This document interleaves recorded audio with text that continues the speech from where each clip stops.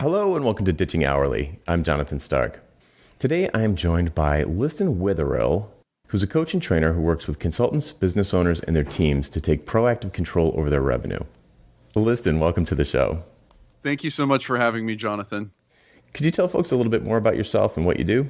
Sure. Yeah. So I work with independent consultants and business owners, agency and consulting companies to help them take control over their sales and the revenue that's coming in. One thing I find with a lot of my clients is they've made it on referrals and word of mouth, and occasionally things just drop into their lap, but they're not actively pursuing a plan that they can have some more control over. And so I help them put that together, and I help them sell with confidence. That's great. I know basically everybody you talk to who has got either a small firm or even freelancers and solos, everybody wants more leads. Everybody wants to increase their fees. Everybody wants to close more deals, so on and so forth. So it's in almost nobody you talk to has any kind of system for it. It seems pretty rare. That's right. And I also find that a lot of people that I talk to think that they have a lead problem. They want the new shiny thing, right? They want someone coming with some exciting project. But they have all of these people they've either worked with or they're currently working with, or their friends who are in a position to refer them business. And they've done nothing to proactively pursue business from those people. And so that's always a place that I would start with kind of the near-term solution for a revenue problem and getting some easy, quick wins. And so I find that, there's lots of dimensions to it. And sure, everybody wants more leads, but there's all this stuff that goes into what is a lead and where can I get business? And so those are some of the things we talk about early on. That might be a good place to start. How do you define a lead? So I would just go with the sort of classic definition for simplicity and clarity. So I would define a lead as someone who appears to be qualified to do business with you. So by appears to be qualified, typically we look at like demographic factors, right? So for you, Jonathan, maybe it's an independent software developer or owner of a small software development shop who is looking to increase their revenue in the next 12 months and they want to get off of hourly billing, right? So we can't know that last part, that they want to get off of hourly billing, but if they self-select and contact you, say fill out to get your newsletter or your, I'm blanking on the name, but your value pricing bootcamp, I think it is. Yep, you're right. .com. He didn't tell me to plug that, by the way, your listener. Good memory. But if someone fills that out, we probably know that they do have the problem now, and we probably know that they look like someone who is qualified. We just don't know until we have the conversation. So a lead is someone who looks to be qualified to buy your service and may or may not have directly raised their hand and said, I need some of your help, however small that is. Excellent. Okay, great. So and then the word prospect, I find a lot of people sort of flip-flop with leads, or they'll use them interchangeably. Do you use those two words interchangeably, or is a prospect someone who something a little bit more advanced than a lead? Yeah, I think a prospect, I would say more advanced, right? So a prospect has shown a willingness to engage in conversation about whether or not I can help them. Okay. And so that would look more like we're in a sales relationship, whereas a lead is more of a marketing function generally. Gotcha. Of course, the confusion is sales departments and marketing departments both use the term lead, but for different reasons. So I don't want to get into a semantic argument, but right. The short answer is yes. Prospect shows a higher level of commitment. Great. Yeah, it's something that I find people use a little messily, so I wanted to kind of get it out there. Okay, so there's a specific topic I really wanted to talk to you about. We were having a chat a week or so ago, and you brought up the idea of serving versus selling. And I find that especially software developers are allergic to the idea of sales and to even a large extent marketing in general. They just see the whole thing as this gross thing that's beneath them, and they would never sully themselves by selling. And I get that, because the idea of sales and marketing and advertising and all that, it's got a really bad reputation, perhaps deservedly so, from the kind of bad apples. And so, and I see, how do I describe this? Like selling, like if you're a freelancer or a small firm or whatever, you're working for yourself, you got to sell or you're going to cease to exist. So things need to sell. Your products and services need to sell. And I understand, that the dear listener wants people to just keep showing up in their inbox, knocking on their door and saying, hey, can we give you money? And that's great when it's working, but when it's not working, you need to do something about it. And whether that's proactive, like you were referring to, some sort of outreach through your network, or something a little bit more long-term, like content marketing or whatever, going on podcasts. The thing that I love about it, I don't know how to say this because I'm trying not to use the word selling, but you can set up a sale, a relationship. Well, how do you say it? A customer relationship, I guess. They can start giving you money. You can engage in a financial way without feeling like you're doing that gross kind of selling. And I've long believed this, and I'm hoping that you can articulate it a little bit better than I'm doing right now. But if you could just explore that idea of serving versus selling and kind of tell the listener what that means to you. Sure. So let's start with, where does this negative reputation come from? So, when I think about, and when I talk to people, because I ask them a lot, why do you feel like you have such an aversion to selling or to marketing? And I think what a lot of people feel is there's a manipulation happening.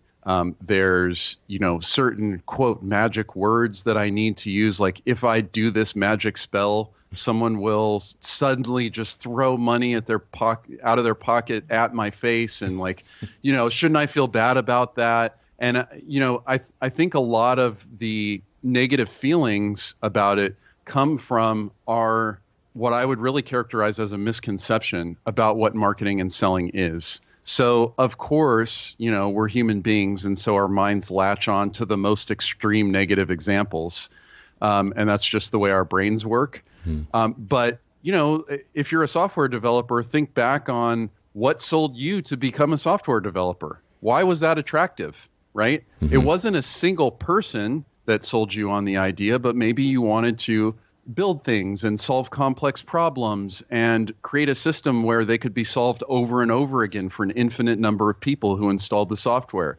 Like, there were aspects of that were very appealing to you in such a way that you were willing to allocate your time to do that activity forever, right?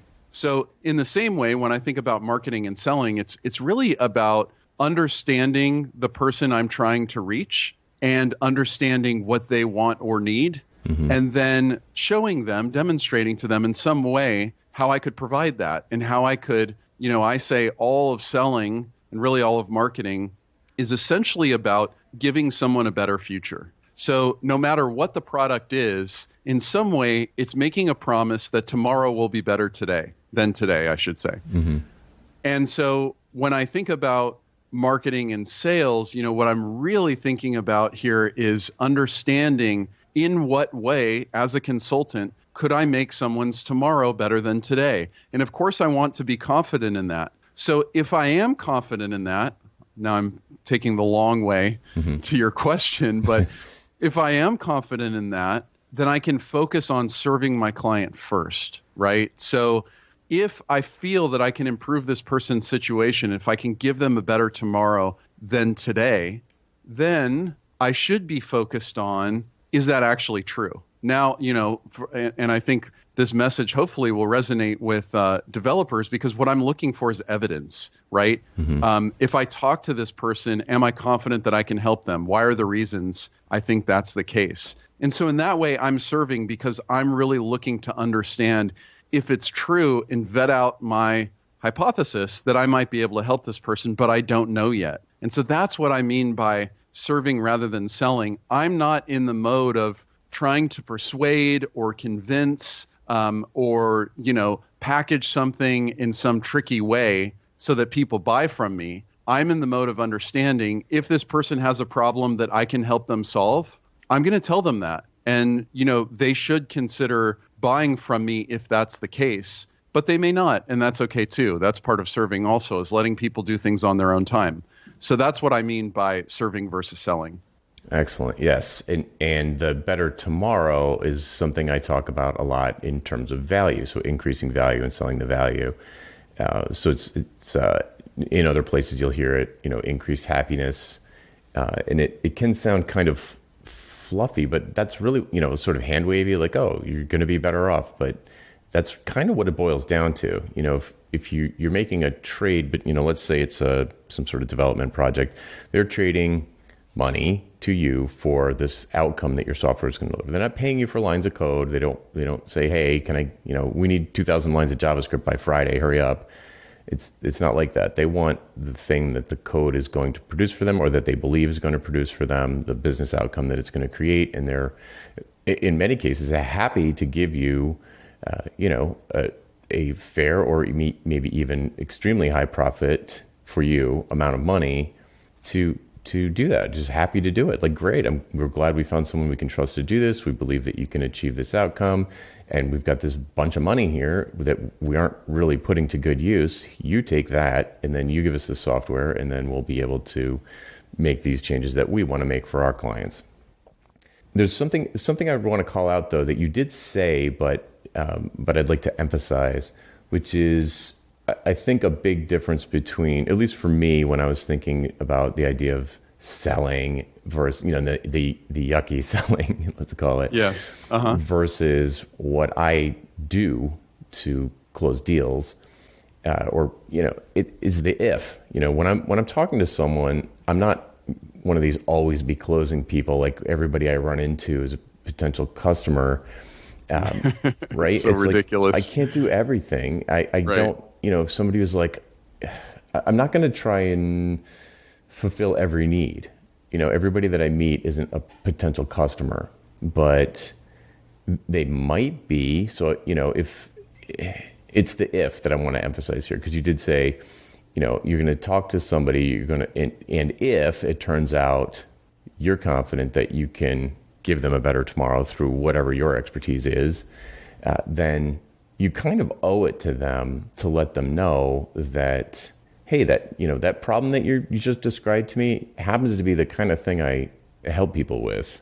And then once I'm confident that I can improve somebody's condition, I'm going to let them know. I'm going to say, hey, you've got that broken leg, and I've got this machine that can put a cast on you. You might want to consider it. So can you talk a little bit more about that? And when you're working with people, what are the kinds of things that with clients, what are the kinds of things they wrestle with when they're trying to shed this idea of this always be closing idea and get into the mindset of looking for fit instead of trying to close everything?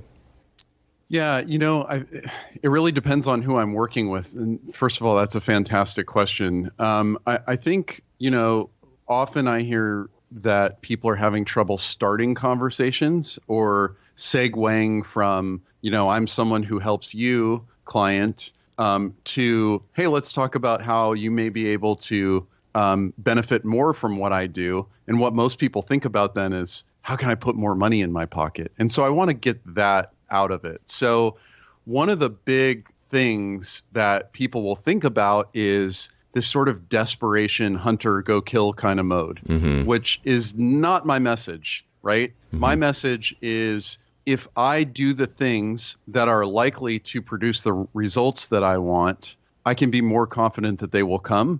I just don't know when or from whom, right? So it's sort of like when you think about dieting, right? So many studies show if you just focus not on losing 10 pounds by, whatever, June 1st, but if you say, I'm going to eat this way and I'm going to exercise 3 times a week, you're going to be way more successful. And so that's one of the big things that I try to talk to people about is when they're focused on closing, they're focused on creating an outcome that maybe shouldn't exist with a particular person, right? So we have to accept that not only will not everybody buy from us, but some people will buy some things and other people will buy other things. Because of the way we have differences in how we see value, because of timing, because of, teams or other things, personal preferences. And so if we can divorce ourselves from this idea that we're looking for a particular outcome at any given point, we have much more latitude in how we can run these conversations. And it's much more about discovering and learning than proving. So that's another thing. Oh, yes, yes. That's a great point. So this week, this whole entire week, I'm writing content about listening rather than talking.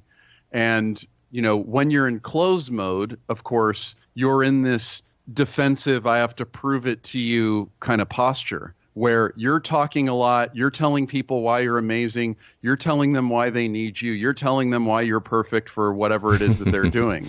Right. Mm-hmm. Whereas if you're discovering and you're asking questions, the talk is directed at the goal of understanding this person, not only will you make better decisions about what and if you suggest some solution that you provide, but the entire conversation will become about them and what they want. And so rather than thinking about how do I close this, which is really about me proving something to you and try to twist your arm, mm-hmm. I want to focus on discovery and learning. And, I find that if I do my job in that part of the conversation, maybe it's one or two conversations, my services basically sell themselves, right? Because if I determine that there's a fit, for instance, for me, it might be you have no sales process. You don't feel confident when you go into a sale. You're selling your services, but it's not predictable. And you've never done anything proactive with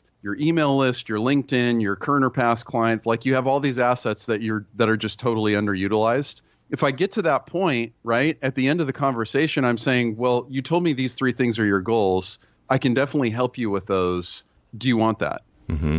Right? So now it's entirely about them, and they can make the decision to move forward with me or not. But what I've done is I've zeroed in on what they actually want. And that's really what selling is. It's about giving people what they want and hopefully in some way giving them more than they thought they can have and maybe accelerating that process too. But it's not about me proving anything to you. That's just a terrible, terrible misconception, and maybe what leads to what you asked in the first question, which is why do so many people feel like so gross when they think about sales? Well, it's all about you, and no one cares about you. Sorry. Yeah, and it triggers a massive imposter syndrome. Yes. The other thing about this that I think ties into all of my pricing spiel is that if you go into every meeting with like, I've got a hammer, then you try to fit, and you're just focused on yourself and you're focused on proving, I love that, proving to the other person that they need the hammer. You're going to spend all of your time potentially trying to change their mind about their problem. Like, no, you don't have a screw, you have a nail, because I've got a hammer. And I need this sale. I need this to close. This is how I go out and hunt and kill, like you said. I love the metaphors are great. So now from a pricing standpoint, if that went, you sit in, you say, hey, I've got this hammer, and let me tell you, you've got a bunch of nails over there that need to be pounded. Software developers do this all the time. They think that React is the solution to everything, or they go into a new project. Oh, you need to rebuild from scratch because the previous people, used a different framework and it's old, and you need this new framework, and we need to rebuild. And that is almost always bad advice. Right. And even if it turns out to be the truth that they do need to do that for some reason, like the technical debt is just like absurd, you can't possibly know that in the short first meeting. There's just no way. So here's what's cool about all that. If you switch the conversation around, focused on the person who's in need, the person who's potentially going to be the buyer or the client, and you forget about your stupid hammer and you just talk to them about what their needs are, you might find out that you have no confidence that you can help them with the particular class of problems that they have. It's a bad fit. Right. Maybe you can recommend them to someone else. Maybe they weren't qualified well enough, whatever. But it takes all the pressure off you if you don't feel like you must leave this meeting, having moved this relationship closer to a sale. If you're totally cool with the idea that this might not be a good fit, it takes all the pressure off you. That's right. And can I just add to that one of the biggest follies is a lead comes in by the grace of whatever you want to say. People are just like, oh my God, a lead came in. This is amazing. And, they start answering questions about pricing over email and they're doing all this other stuff. And it's like, well, wait a minute. I don't even know if I can help this person yet. Right. Yeah. So, that's really our mandate when we start talking to someone about whether or not we might do business together. The mandate really is to understand their problem first. It's not to sell anything. And so, yeah, exactly what you were saying. If you can separate yourself from the outcome and trust that, if I run my process correctly and I do my homework and I ask the right questions, I'm going to, get 3 to 5 out of 10 that come in. I just don't know which 3 to 5. And also, I don't know, maybe in the next 10 I get 0, and the next 20 I get 6. I don't know how that's going to work. And so you really need to accept that. And that's tough when you don't have enough leads, but it really is what's going to start to improve your process and give you a better chance to have better relationships and really a much better selling process. Yeah, 100% agreed. And probably higher prices. Because you can price, instead of pricing your labor like, oh, I pound nails for $5 an hour, they need some outcome. Their better tomorrow might be worth $1 million to them. It might be worth $10 million to them. It might only be worth $500 to them, but it's worth something, irregardless, I don't think that's a real word, of how much work it's going to take you to help them get there. So it could be that their better tomorrow is worth $10 million to them, and you can deliver that in a very short period of time, which is essentially your cost for a developer anyway.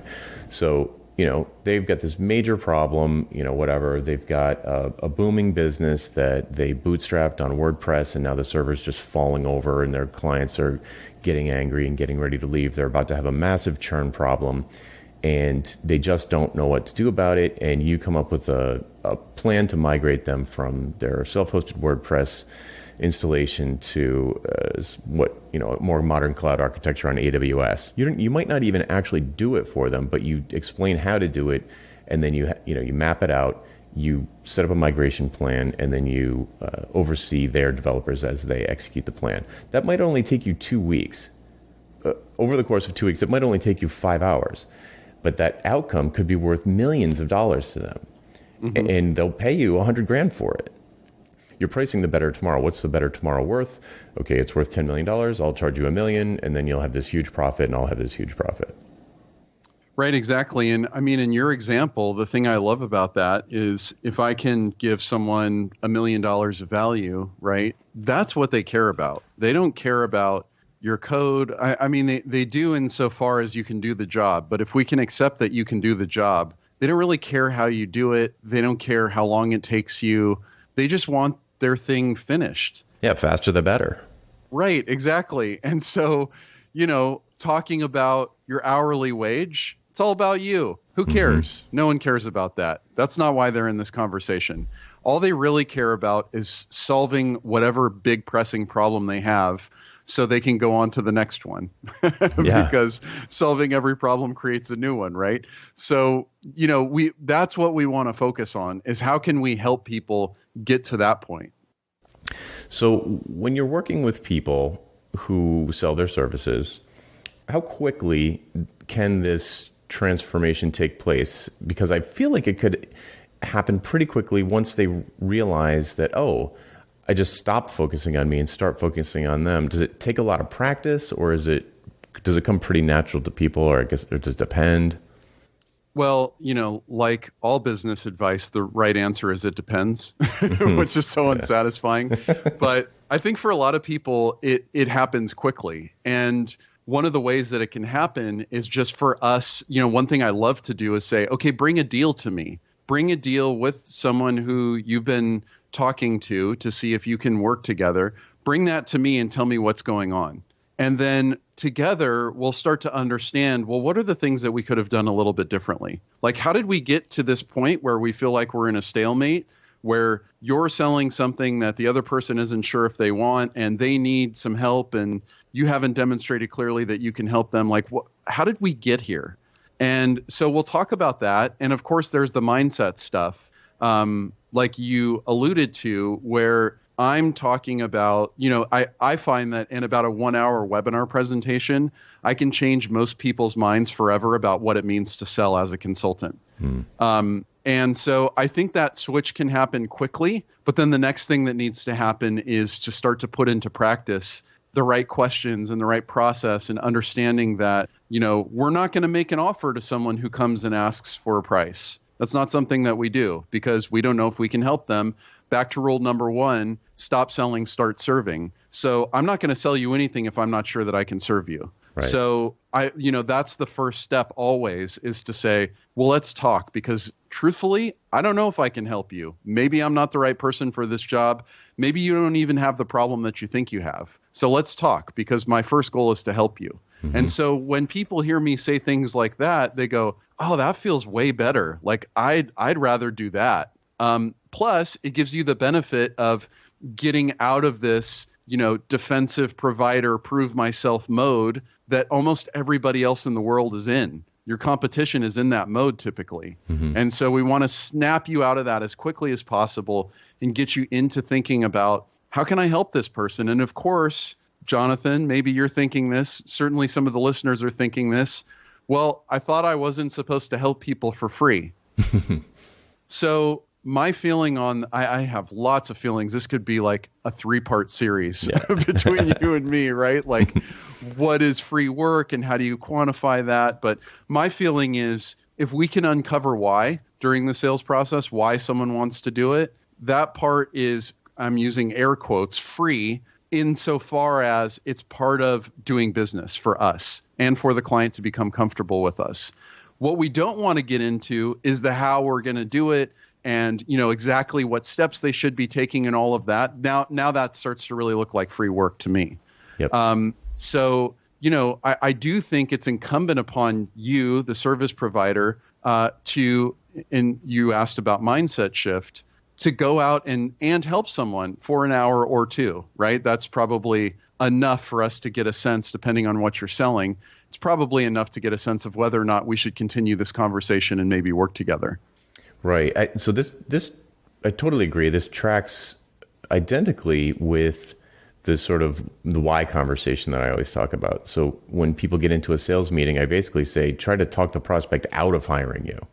Mm-hmm. And which is maybe even a more extreme, perhaps a more extreme way to get at the same sort of thing, where, you go and you say, well, before I start giving you prices for things, why don't you tell me why you guys are thinking about undertaking this big project?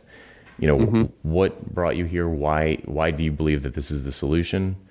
Have you thought about these other possible solutions? Oh, you haven't? Or, oh, you have? It's very interesting information.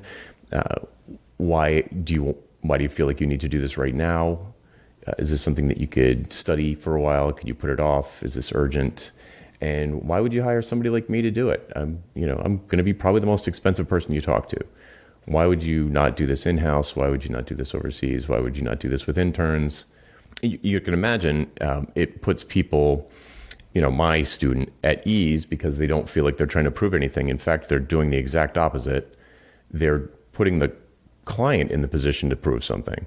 Right. That there is a real project here that is urgent and is perhaps risky, and they need an actual expert to come in to help them with it. Otherwise, because here's the thing, and here's another thing I say all the time that is, I think, going to track with you, is I don't want to take your money unless you're going to be better off after you give it to me.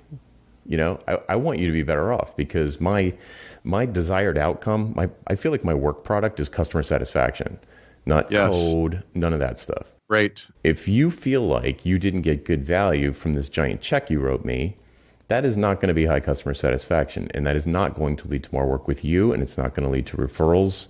It's going to be everything's going to be bad. It's a dead end.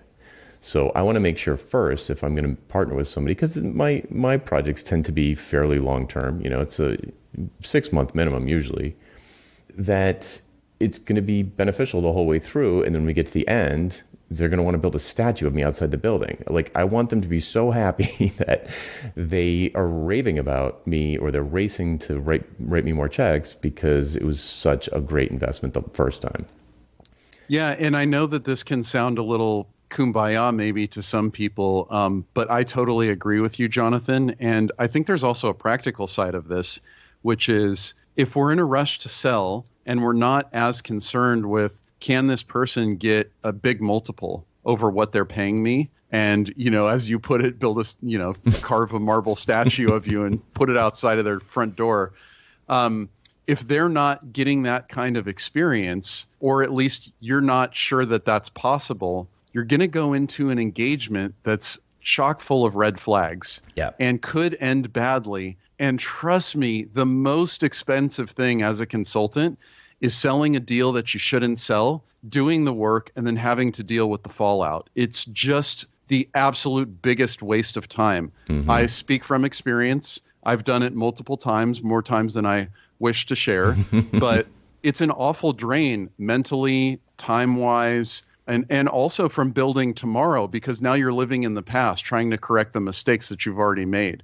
And it's just a really, really terrible way to do business. So I would say that's also the practical side of serving, which is it allows you to focus on things that you're the best at and that will help your clients the most. Yep. Yeah. Get it. Do your best work and create these powerful, these strong, amazing relationships. And like you said, it's like quicksand when you get into one of those bad projects.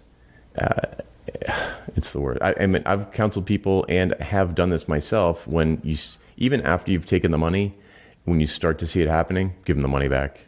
You'd be better off just shooting the project in the head and being like, if you can afford to give the money back, you will immediately, instantaneously feel this massive weight off of your shoulders. Feel like, oh, phew, it wasn't too late. The project wasn't so, just like early in the project, and you can see there's some huge assumption that nobody saw that is going to be a major problem, or there's a surprise personality conflict that, maybe you didn't meet the owner and now the owner is all over the project and it's causing a real problem.